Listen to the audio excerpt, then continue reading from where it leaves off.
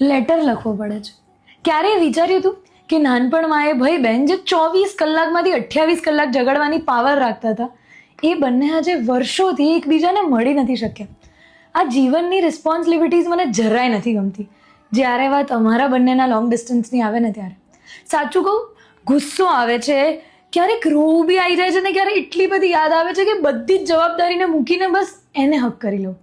હા, પછી વાત કરું, આજે બિઝી છું, થોડું ઓફિસમાં કામ છે, આજે નહીં સેટ થાય, આ બધા જ વાક્યો અમે બંને એકબીજાને રોજ કહી દેતા હોઈએ છીએ. પણ એની વચ્ચે અમારો પ્રેમ હજી એવો જ છે, અમારો વાલ હજી એવો જ છે. પણ યાર, આ રક્ષાબંધનનો તહેવાર આવે ને ત્યારે એવું હૃદય તૂટે છે, એવું ડંખે છે આ, કેવું થાય છે કે આટલું મોટા નહોતું થવું કે એનાથી ઝઘડવા માટે નહીં પણ એનાથી મળવા માટેનું બહાનું શોધવું પડે. આટલા મોટા નહોતું થવું. મને યાદ આવે છે તારી. મળ ને જલ્દી પ્લીઝ.